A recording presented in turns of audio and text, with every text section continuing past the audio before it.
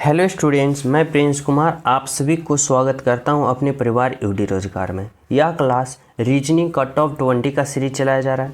इस सीरीज में आप सभी को जितना भी प्रश्न देखने को मिलेगा, हर एक प्रश्न आप सभी के एग्जाम के लिए मोस्ट इम्पोर्टेंट एंड सेलेक्टेड प्रश्न होने वाला है, क्योंकि इस क्लास में जितने भी प्रश्न लिया गए ना, सभी प्रश्न आप सभी के एग्जाम के पैटर्न पर आधारित है। यानी वर्तमान समय में आपका एग्जामिनर जो पैटर्न का फॉलो कर रहा है, वही पैटर्न पे सभी प्रश्न देखने को मिलेगा। इसलिए हर एक प्रश्न आप सभी के लिए 100% हेल्पफुल साबित होगा। सभी प्रश्न आप सभी के लिए इम्पोर्टेंट साबित होगा। तो हर एक प्रश्न को खुद से सॉल्यूशन करना, राइट आंसर आ जाए तो हमारे साथ कमेंट में करते चलना, और जो ना समझ में आए ना, तो फिर मैं बता रहा हूँ आप लोग को सभी प्रश्नों का हल 7 से 8 सेकेंड में दूंगा। आप लोग वहाँ से समझते चलना, ठीक है।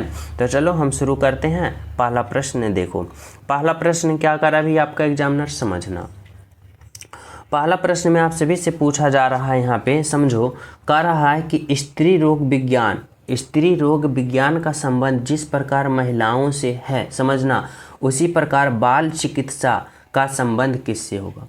तो सबसे पहले आप लोग को यहाँ समझना होगा कि स्त्री रोग विज्ञान का संबंध महिला से, यानी स्त्री रोग जो होता है उसका अध्ययन करने वाला स्त्री रोग विज्ञान कहा जाता है। वह किससे संबंधित है भाई? तो महिलाओं से। अब उसी प्रकार इस तरह से समझो कि बाल चिकित्सा का संबंध किससे होगा? तो बच्चों से होगा। यानी राइट आंसर क्या होगा? तो ऑप्शन नंबर 2 जो होगा आपका बिल्कुल सही है, बिल्कुल सत्य है। राइट आंसर ऑप्शन नंबर 2 है, ठीक है। तो चलिए नेक्स्ट पे समझो। 2 नंबर का प्रश्न समझना भाई, क्या कर रहा है समझो। कर रहा है नीचे दिए गए विकल्पों में से संबंधित संख्या ज्ञात करें। इस बार आप सभी को संबंध में क्या बताना है भाई? तो संख्या का संबंध बताना है कि 13 का संबंध आखिर जिस प्रकार 17 हुआ है ना, यानी 13 से 17 जो लॉजिक से हुआ है, जो मेथड से हुआ है, वही लॉजिक कौन सा ऑप्शन फॉलो कर रहा है, जो कि यहाँ पे होगा, और वह आपका राइट आंसर होगा। ये पता करना है। तो देखो, हमें पहले ये समझना होगा कि आखिर 13 से 17 बना तो कैसे बना। अगर हम 13 से 17 बनाने की कोशिश करते हैं तो देखो, अगर हम 13 में प्लस का 4 करते हैं तो 13 प्लस का 4 17 हो रहा है। 13 प्लस का 4 17 हो रहा है ना। अब उसी प्रकार देखो कि कौन सा ऑप्शन है जिसमें हम पहली संख्या में 4 जोड़ने पे हमें दूसरी संख्या प्राप्त हो जाए। तो देखो, अगर हम ऑप्शन नंबर 1 की बात करते हैं तो क्या भाई? 17। और जब हम 17 में प्लस का 4 करते हैं तो 17 और 4 21, लेकिन यहाँ पे 24 है, इसलिए ऑप्शन नंबर 1 गलत हो गया। ऑप्शन नंबर 2 की बात करते हैं तो देखो क्या भाई? 19। अब 19 में हम प्लस का 4 करते हैं, 19 और 4 कितना होता है? 23। यहाँ पे 23 है, बोलोगे जी। अब देखो ऑप्शन नंबर 3 गलत होगा, ऑप्शन नंबर 4 गलत होगा। तो ऐसा मेथड अप्लाई करने वाला कौन सा ऑप्शन है भाई? तो ऑप्शन नंबर 2 है।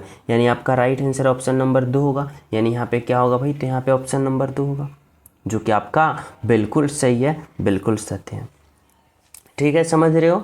तो चलिए हम सब नेक्स्ट प्रश्न पे देखो, समझना।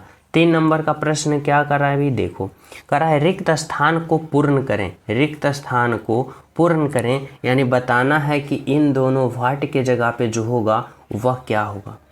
अब देखो, यहाँ पे रिक्त स्थान यहाँ पे हमें पूर्ण करना है, यानी अल्फा वर्ड का हमें यहाँ पे संबंध बताना है कि जो इतना से इतना बना है ना, तो वही लॉजिक, वही मेथड से कौन सा ऑप्शन फॉलो कर रहा है, ये आप लोग को पता करना है। तो देखो, हमें यहाँ पे क्या दिया गया है? तो अल्फा वर्ड से संबंध बताना है। तो देखो, अगर एक एक स्टेप बढ़ रहा है अल्फा वर्ड में, तो हम तो अपने माइंड में ही कैलकुलेशन कर लेंगे। लेकिन जब ज़्यादा अल्फा वर्ड का गैप हो तो वहाँ पे हम क्या करते हैं? अल्फा वर्ड पोजीशन का प्रयोग करते हैं।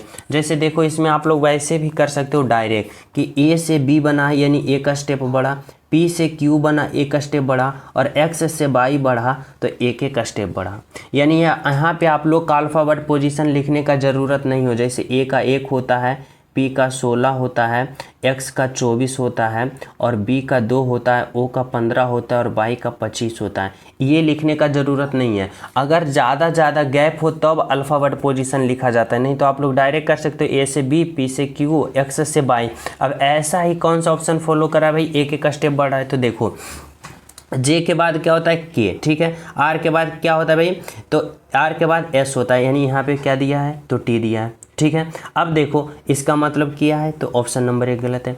ऑप्शन नंबर 2 को देखो, जे के बाद क्या होता है भाई, के होता है, एल के बाद एम होता है और एम के बाद एन होता है, लेकिन यहाँ पे पी है, तो ऑप्शन नंबर 2 भी गलत। ऑप्शन नंबर 3 को देखो, सी के बाद डी है, एस के बाद टी है और एन के बाद क्या होता है, तो ओ होता है, यानी क्या होगा, तो ऑप्शन नंबर 3 फॉलो कर रहा है, यानी एक एक स्टेप बढ़ रहा है। देखो ऑप्शन नंबर ये क्या होगा, 4 गलत होगा। यानी कौन सा ऑप्शन यहाँ पे एक एक स्टेप बढ़ रहा है भी, तो ऑप्शन नंबर 3 वाले, यानी क्या होगा, तो राइट आंसर ऑप्शन नंबर 3 होगा। ठीक है, जिस प्रकार ए पी एक्स से बी क्यू बाई बना है, उसी प्रकार सी एस एन से डी टी ओ बना है। तो चलिए हम सब नेक्स्ट प्रश्न पे। देखो अगला प्रश्न समझना क्या कर रहा है। देखो 4 नंबर का प्रश्न क्या करा भी, करा उस विकल्प का चयन करें जो तीसरी संख्या से उसी प्रकार संबंधित है जिस प्रकार पहली संख्या दूसरी से। यानी यहाँ पे बताना है कि पहली संख्या दूसरी से जिस प्रकार संबंधित है ना, तो उसी प्रकार 23 जो होगा यहाँ पे कौन सी संख्या से संबंध बताएगा, ये पता करना है। तो पहले आप लोग यहाँ पे ये लॉजिक समझो कि आखिर यहाँ पे 17 से जो 102 बना है ना, वह कैसे बना है। तो देखो अगर हम 17 से 102 बनाने की कोशिश करते हैं या 102 के आसपास जाने की कोशिश करते हैं, तो क्या करेंगे भाई, तो देखो 17 × 5 = 85, 17 × 6 = 2 तलसी, यानी 17 में हम गुना का 6 करते हैं तो हमें 102 प्राप्त हो रहा है। बोलोगे जी 102 प्राप्त हो रहा है, ठीक है। अब उसी प्रकार अगर हम 23 से अगले पद यहाँ पे निकालने की कोशिश करते हैं, तो यहाँ पे भी हम क्या करेंगे भाई, गुना का 6 करेंगे।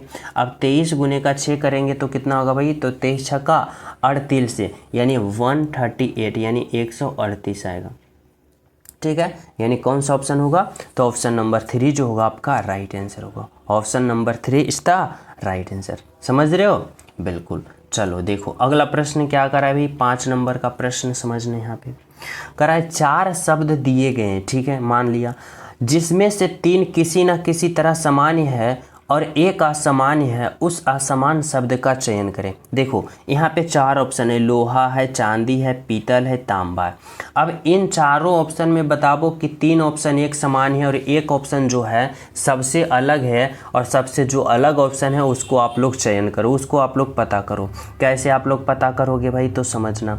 अगर हम बात करें यहाँ पे इस तरह से कि लोहा, चांदी, तांबा, अगर हम लोहा की बात करें, चांदी की बात करें, तांबा की बात करें, तो यह क्या है भाई, तो एक प्रकार का धातु है। अगर आप लोग बोलोगे यहाँ पे कि देखो लोहा भी धातु है, चांदी भी धातु है, और क्या है भाई, तांबा भी धातु है, और बोलोगे पीतल भी धातु है, लेकिन पीतल जो है ना यह मिश्र धातु है, यानी 2 धातु मिल के बनने वाला धातु है, जिसे हम क्या कहते हैं भाई, पीतल। पीतल किसका किसका मिक्स होता है, तो Cu + Zn, यानी तांबा और जिंक का मिश्र धातु से बनने वाला। मिश्र करने के बाद कौन सा धातु बनता है भाई, पीतल। यानी पीतल क्या है, एक प्रकार का मिश्र धातु है, लेकिन लोहा, चांदी, तांबा एक प्योर धातु है। समझ रहे हो, यानी सबसे अलग बोले तो ऑप्शन नंबर क्या होगा, तो ऑप्शन नंबर 3 होगा आपका राइट आंसर।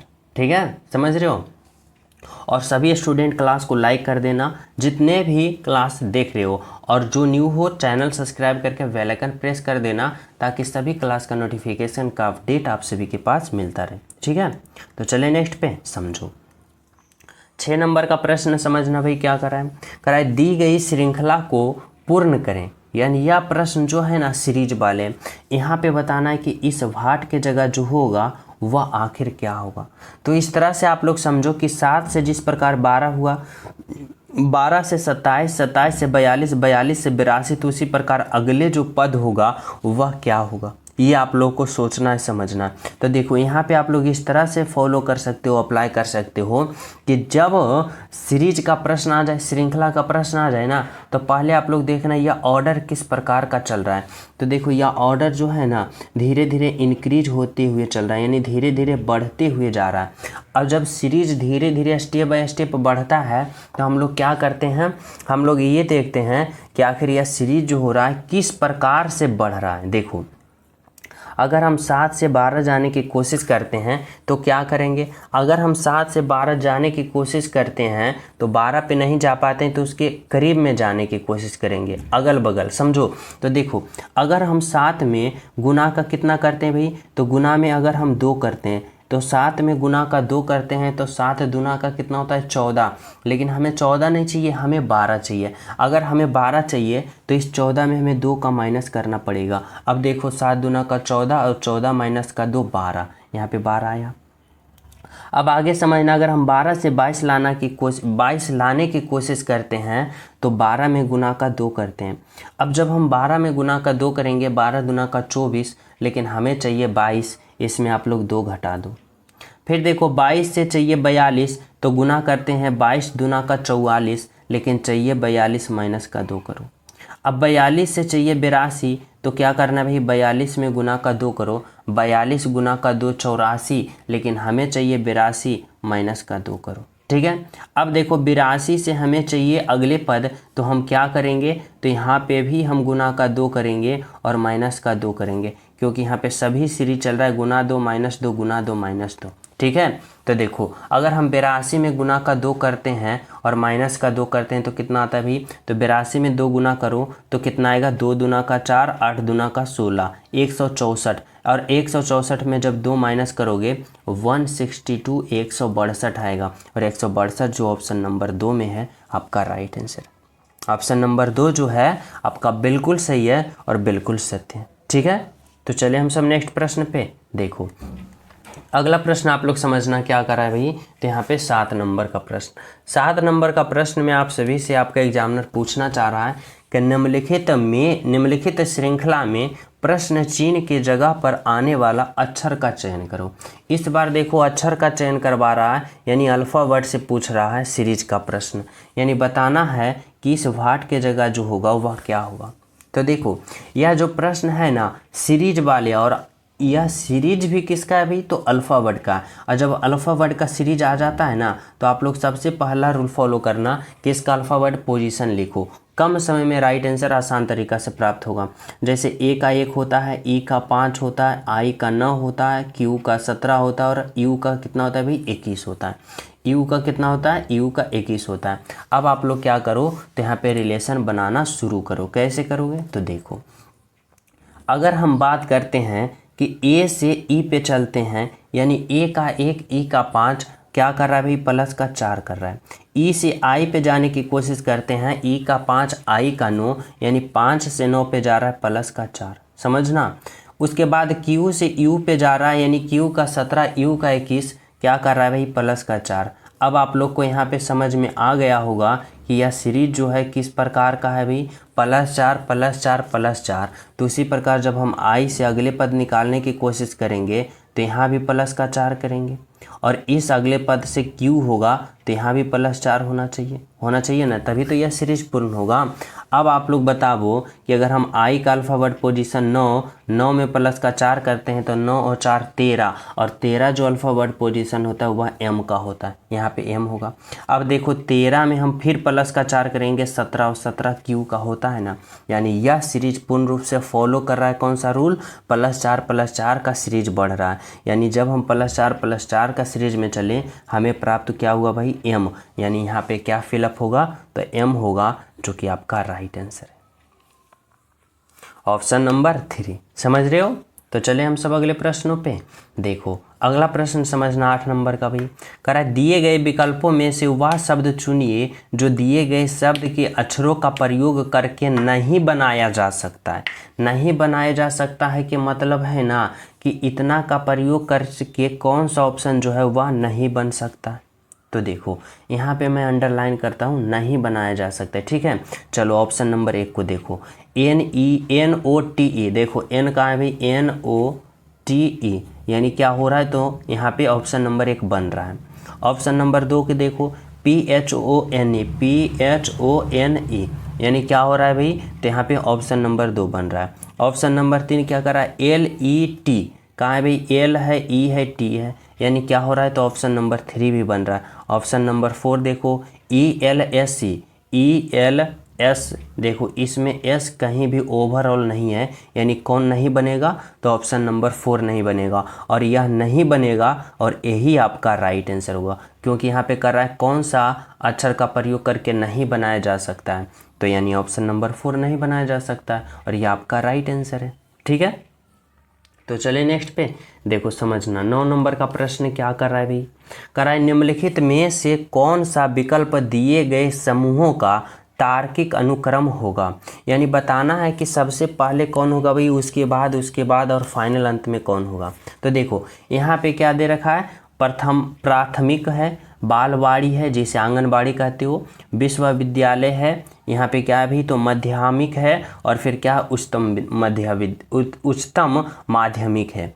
अब आप लोग बताओ कि सबसे पहले कौन होगा, उसके बाद भाई। तो देखो अगर हम सबसे पहले बात करें ना तो होगा बालवाड़ी, जिसे क्या कहते हो आंगनबाड़ी, जिसमें सबसे 5 साल के छोटे बच्चे को पढ़ाया जाता है, यानी 2 नंबर। ठीक है, देखो 5 साल के छोटे बच्चे को कहाँ पढ़ाया जाता है भाई, बालवाड़ी में, जिसे आंगनबाड़ी भी कहा जाता है। ठीक है, उसके बाद फिर कहाँ जाते हैं भाई, तो 5 साल से जब और बड़ा हो जाता है तो वह कहाँ जाता है, प्राथमिक स्कूल में जाता है, यानी 1 नंबर।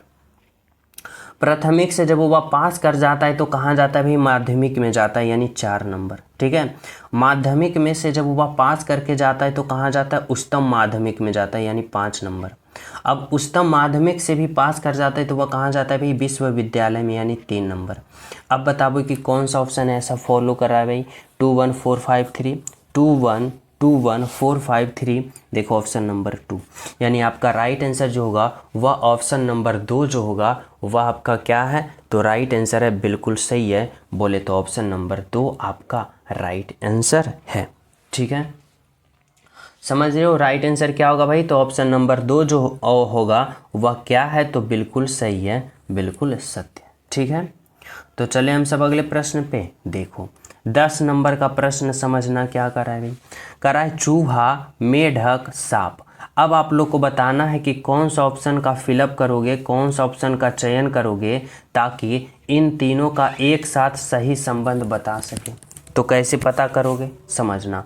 अगर हम यहाँ पे बात करते हैं क्या है भाई, चूहा है, क्या है, चूहा है, मेढक है, सांप है। देखो इस तरह से समझो कि अगर हम चूहा के लिए एक गोला बनाते हैं, समझना, देखो मेढक के लिए भी एक गोला बनाते हैं और सांप के लिए भी एक गोला बनाते हैं। अब बताओ कि इसमें कोई आपस में रिलेशन है, यानी चूहा भी अलग प्रजाति है, सांप भी अलग प्रजाति है, मेढक भी अलग प्रजाति है, यानी सब जो है ना अलग अलग है। और कौन सा ऑप्शन इसके तरह दिख रहा है, तो देखो ऑप्शन नंबर 3 दिख रहा है, यानी कौन सा राइट आंसर होगा, तो इन तीनों के लिए ऑप्शन नंबर 3 जो होगा आपका बिल्कुल सही है, बिल्कुल सत्य। ठीक है, तो चले नेक्स्ट पे। देखो 11 नंबर का प्रश्न क्या कर रहा है भाई, कर रहा है दी गई आकृति में त्रिभुजों की संख्या ज्ञात करें। यानी हमें इस आकृति में त्रिभुज कितना है ये काउंट करना है, काउंट ऑफ ट्रायंगल। समझ रहे हो, तो देखो हम बहुत ही सिंपल और बहुत ही आसान तरीका से समझाऊंगा, आप लोग वनली वन यहाँ पे 2 सेकंड में त्रिभुज काउंट कर लोगे। लेकिन पहले हमारा कुछ पॉइंट आप लोग को समझना पड़ेगा।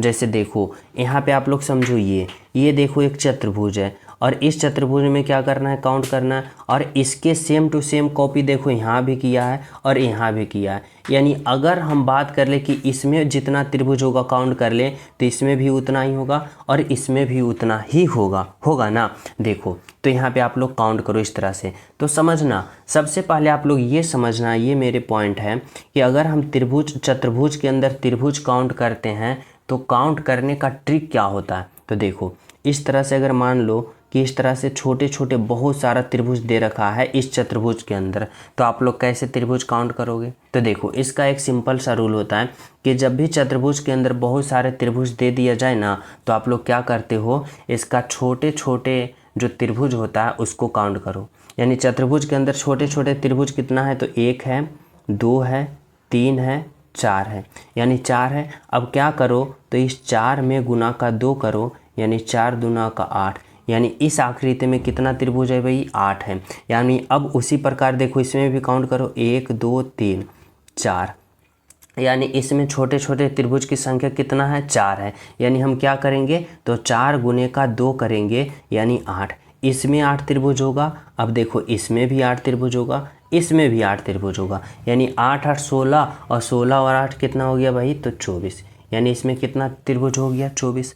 अब देखो और कहीं त्रिभुज बन रहा है, बोलोगे जी बन रहा है। कहाँ पे बन रहा है भाई, तो देखो जब यह आकृति और यह आकृति आपस में तीनों जुट रहा है तो यहाँ पे त्रिभुज बनेगा। कहाँ से बनेगा, तो देखो एक त्रिभुज यहाँ पे इस तरह से यहाँ पे आएगा, और यहाँ पे एक त्रिभुज बनेगा। ठीक है, अब इसका अपोजिट देखो, नीचे की तरफ भी क्या बनेगा भाई, तो एक त्रिभुज बनेगा, यानी दो त्रिभुज यहाँ से निकला।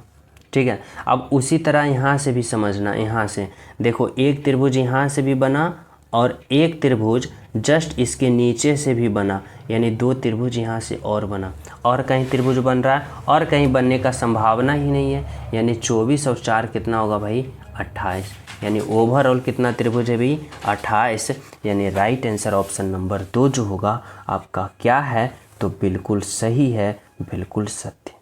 समझ रहे हो, ऑप्शन नंबर 3 जो है आपका क्या है, तो राइट आंसर है, बिल्कुल सही है, बिल्कुल सत्य।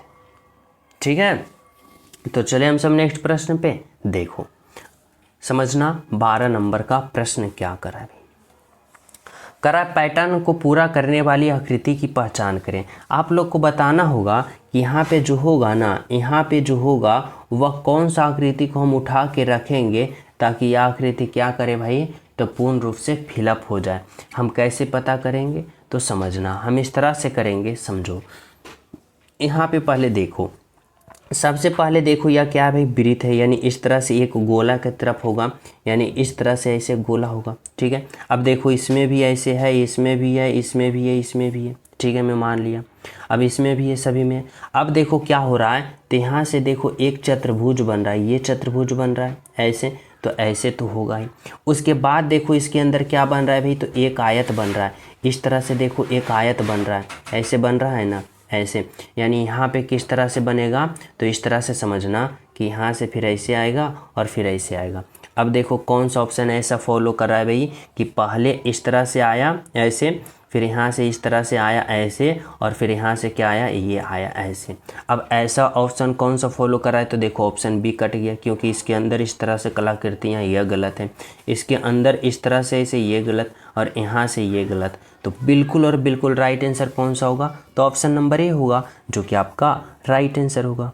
ठीक है, चलिए नेक्स्ट पे समझना। देखो 13 नंबर का प्रश्न जो है वह क्या कर रहा है भाई, 13 नंबर का जो प्रश्न है ना, यह कथन निष्कर्ष वाले हैं, और इसमें हमसे क्या पूछना चाहता है भाई, तो समझो।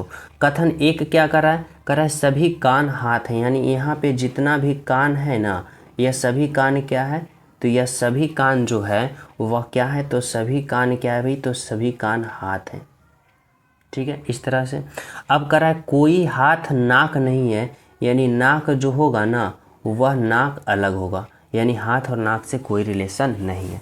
ठीक है, अब आप लोग आ जाओ किस पे भाई, तो निष्कर्ष नंबर 1 पे। निष्कर्ष नंबर 1 क्या कर रहा है कोई कान नाक नहीं है, कोई कान कहाँ है भाई, तो कान यहाँ है, नाक कहाँ है, नाक यहाँ है, कोई कान नाक नहीं है, तो क्या कर रहा है, देखो कान और नाक में कोई रिलेशन है, बोलोगे नहीं है, यानी यह भी कर रहा है कि कोई कान नाक नहीं है, तो बिल्कुल नहीं है, यानी क्या हुआ, निष्कर्ष नंबर 1 सही है। निष्कर्ष नंबर 2 देखो क्या कर रहा है भाई, कर रहा है सभी नाक कान है, सभी नाक कहाँ है, तो सभी नाक यहाँ है। अब यह सभी नाक इस कान के अंदर है, बोलोगे नहीं है, तो यह क्या होगा भाई, गलत होगा, यानी यहाँ निष्कर्ष 2 गलत होगा। कर रहा है निष्कर्ष नंबर 3 देखो, कर रहा है कुछ हाथ नाक है, हाथ यहाँ है, नाक यहाँ, और हाथ और नाक में कोई रिलेशन है, बोलोगे नहीं है, यानी क्या होगा, निष्कर्ष नंबर 3 भी गलत होगा। यानी बिल्कुल और बिल्कुल राइट आंसर जो होगा वह होगा निष्कर्ष नंबर 1, जो कि क्या है, बिल्कुल आपका सही है, बिल्कुल सत्य। ठीक है, तो चले हम सब नेक्स्ट प्रश्न पे समझना। 14 नंबर का प्रश्न जो है भाई क्या कर रहा है, श्याम 10 मीटर दक्षिण की ओर चलता है। देखो यह डायरेक्शन वाले प्रश्न है, और इसमें आप लोग का इस तरह से कुछ पॉइंट दिमाग में यहाँ पे होना चाहिए, जैसे ऊपर की ओर उत्तर, नीचे की ओर दक्षिण, इस तरफ को हम पूर्व, और इस तरफ को हम लोग क्या कहते हैं भाई, तो पश्चिम कहते हैं। ठीक है, समझो। कह रहा है श्याम 10 मीटर दक्षिण की ओर चलता है। अगर हम बात करें श्याम, तो श्याम कहाँ है भाई, तो श्याम को मैं यहाँ पे रखता हूँ। ठीक है, यहाँ पे अगर मैं श्याम को रखता हूँ, श्याम कहाँ जा रहा है भाई, तो 10 मीटर दक्षिण की ओर, यानी 10 मीटर नीचे की ओर चलता है। श्याम को मैं यहाँ पे रखता हूँ। ठीक है, 10 मीटर दक्षिण की ओर चला।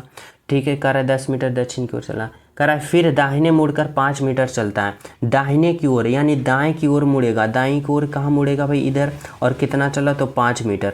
पहुँच गए कहाँ भाई, तो यहाँ पे। ठीक है, करा फिर दाहिने ओर मुड़ता और 10 मीटर चलता है, फिर दाहिने ओर मुड़ेगा और फिर दाएं ओर मुड़ेगा और कहाँ पहुँच जाएगा भाई, यहाँ पे पहुँच जाएगा।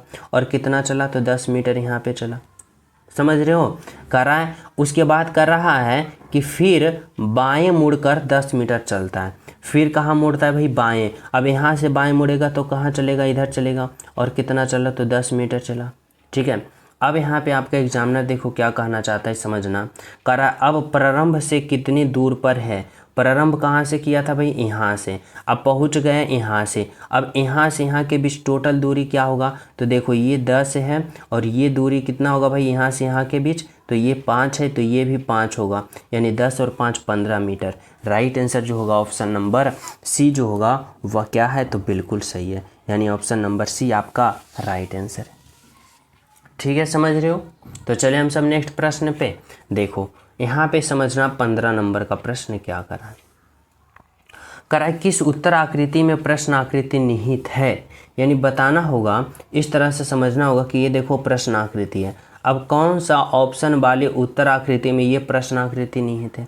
अब प्रश्न आकृति कैसे बनाए भाई, तो देखो इस तरह से ऐसे है, अब यहाँ से इस तरह से ऐसे हुआ और यहाँ से इस तरह से ऐसे हुआ और यहाँ पे इस तरह से ऐसे। अब देखो कहाँ ये ऑप्शन फॉलो कर रहा है भाई, ये आकृति। तो देखो अगर हम बात करें ऑप्शन एक जो है वह गलत है, ऑप्शन सी में भी कहीं दिख नहीं रहा है, ऑप्शन डी में भी कहीं नहीं दिख रहा है। अब बचा ऑप्शन नंबर बी। तो बोलोगे यहाँ पे कहाँ दिख रहा है, तो देखो इस तरह से समझो, देखो यहाँ पे इस तरह से ऐसे हुआ, तो यहाँ पे भी इस तरह से ऐसे हुआ, फिर एक रेखा इधर से आया, एक रेखा इधर से आया, फिर देखो ऊपर की ओर इस तरह से गया, ऊपर की ओर इस तरह से गया और यहाँ से इस तरह से जुड़ गया, यहाँ से जुड़ गया। यानी राइट आंसर जो हुआ क्या हुआ भाई, तो ऑप्शन नंबर बी हुआ।